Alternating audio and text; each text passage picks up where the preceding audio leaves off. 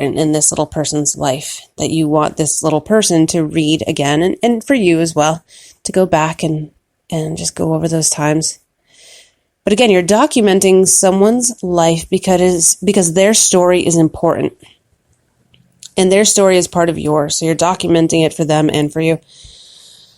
And then this distance happens where, we teach our kids, or we don't teach our kids, but somehow for many, self-loathing comes in. And maybe it's just a plague of our generation and not a plague of the younger folks today. And maybe I can't speak on that. And like I usually do, I usually draw back my statements. I bet it's even harder today to love and be yourself, especially with social media, because you're out there so publicly that, one comment, 2 comments about, it could be like from a total stranger about, gee, this picture, you look like shit. Or, that's whatever criticism. Now I think criticism is easier to deliver. It's easier and you don't have to be responsible for it. And you could destroy someone's life. And kids have committed suicide over social media attacks and bullying. So I take everything back. I'm not that kind of person who's like, back in my day, and these kids have it easier. They don't. They don't. And I know that. So that's another subject for a different day.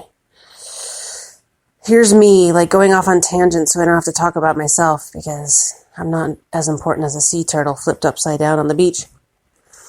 Last time I was flipped upside down on a beach, I had a drink in my hand.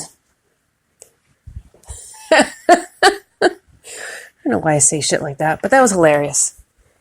If you're still listening and haven't turned this off, oh gosh.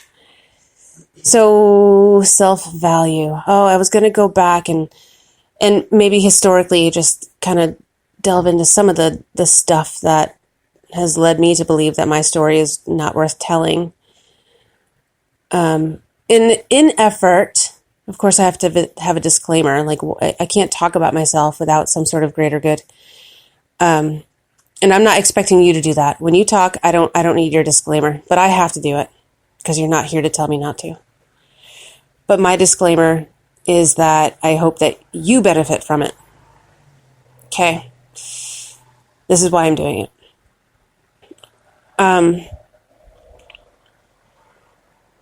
When I was growing up, I had positive reinforcement, the normal positive reinforcement. I guess I should define that, but I'm not going to. I'm just going to get to the stuff that didn't serve me or my brother. And yeah, that's what I want to get to. So when I was growing up and my dad became ill, I was probably 10. I'm probably 11-ish. I don't know. It's hard to say when we found out that Dad had dementia. And back then they had no idea. It was just dementia. And once I heard that diagnosis and started witnessing him forgetting people's names and losing his ability to read, losing his ability to just name things on the dinner table and recognize people, drive.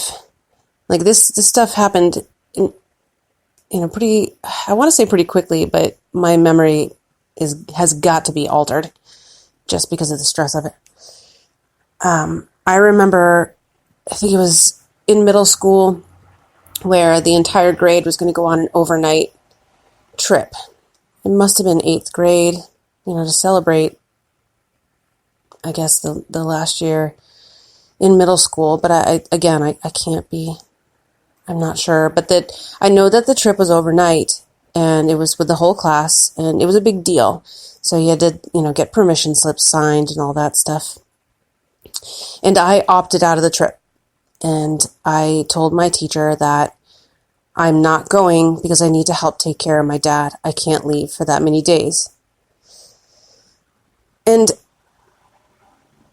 I don't know why I did that.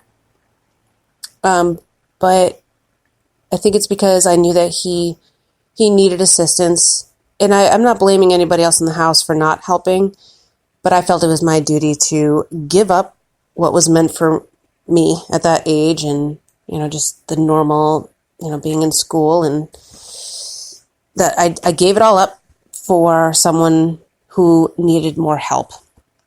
And so in a sense, I gave up my identity as a preteen, set it aside, and said to my teachers and to, I guess, my guidance counselors that what I needed to do was stay home with my father. And they knew what was going on, because these were the same guidance counselors that called my mother in and said that I needed to be taken out of the house and put into foster care. So they knew what was going on. I didn't know that they knew, but they knew. And so I skipped the trip. So I started to do that sort of thing. That was like the first time that I gave up something like that. And it wasn't a big deal. To me, it wasn't a big deal. It's looking in hindsight when you look at like the historical like landmarks of your education, say of, a storybook education, the prom and the semi-formal and the varsity sports and the, the class trips and all that. I started giving all that up.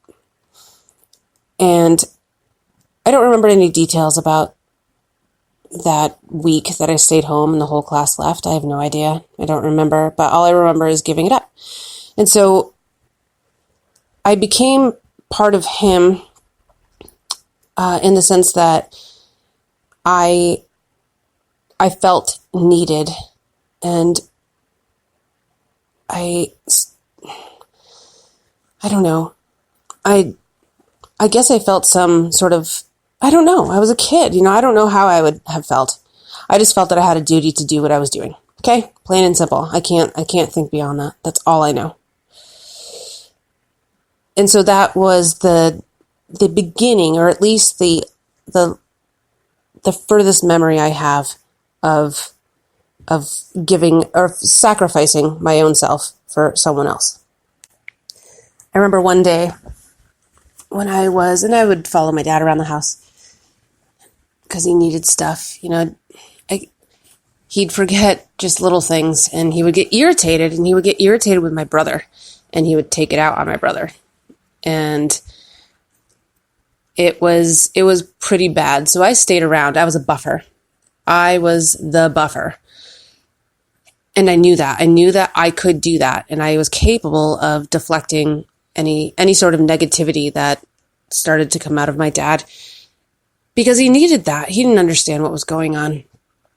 And I didn't know it then, but I knew that his leg was blown off in the war. But no child would understand or even think about, the possibility that the traumatic stress from losing a body part, getting it blown off by a mortar, would then exacerbate this dementia and this this falling apart, this unraveling of a brain that, the PTSD from that traumatic event was lying in there somewhere. And, that had to have fed in to the anger, and he would react in anger when he would forget things or couldn't function. And so I was the buffer. And there was one afternoon that we were in the basement, me, my dad. I think my brother was down there. My brother often didn't hang out around my dad. He would stay upstairs in his room. Because why would you be around someone who could all of a sudden just lash out at you?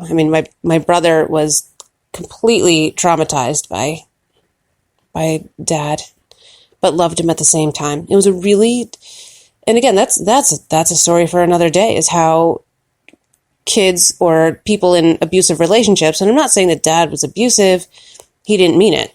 So the intent wasn't there. Not at all. But settling with those two issues, like, I love this person, but they're hurting me.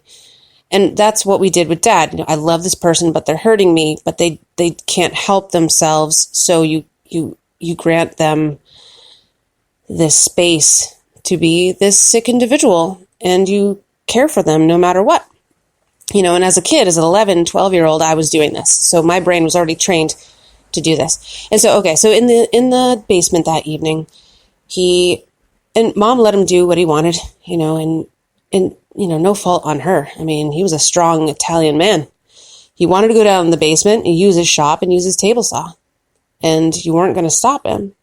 So I was down there with him, and he turned on the table saw, and he was cutting a 2x4 or something. And, short-term memory shot to hell at this point. He buzzed through that piece of wood, and then, without thinking that the blade was still spinning after he turned it off, reached over to grab it and cut one of his fingers off and the other one nearly. And so all of a sudden we have a situation on our hands, and there is blood, and there is Dad screaming, and I'm like, okay, I'm the rational one in the room, get him upstairs, find Mom, get him, where he needs to go. And I remember sitting on the cellar stairs shortly after, because, I couldn't drive him there. I was, 12? But sitting there, looking at the blood on the wooden cellar stairs, just staring at it out of curiosity, out of disbelief, but also belief at the same time. It was very hard to settle with the reality that I just witnessed.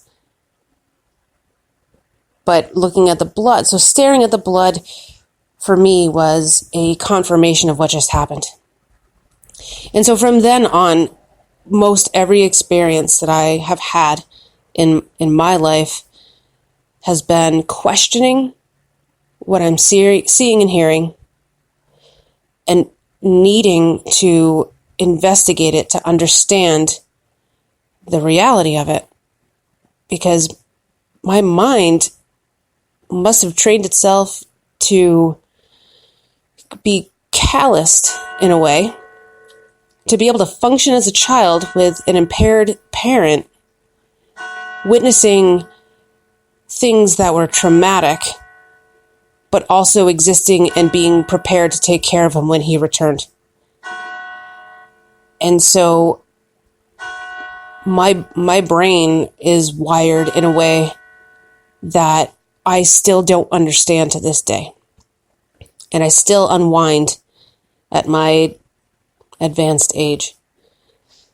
So in terms of self-value and where this podcast initially was going, it's a state of questioning always. It's a state of always wanting to help and not being the one who is asking to be, I don't know what the word is. Like, I will always be the buffer. And so I hate angry men. Angry men scare the shit out of me. And I have a real problem with that. I worked for a pediatrician who scared me to death, and I couldn't go there. I couldn't go to the office when he was there because I couldn't function around him, and it had nothing to do with him. It was not his fault. But angry, he would get angry, but not violent, obviously. He was a pediatrician. But in my mind, it was a triggering thing. I couldn't be around him. And yelling men scare me. I avoid it. And I wonder what else I avoid because of that, honestly. So that's why I went into philosophy, and I've told you that story before. If you haven't heard it, you can go back to my other podcasts and listen to that. But I studied philosophy because I just want to know what's going on. I just want to know what's going on. So fast forward, relationship choices. I made the right choice to marry the person that I did. I did. what happened afterwards is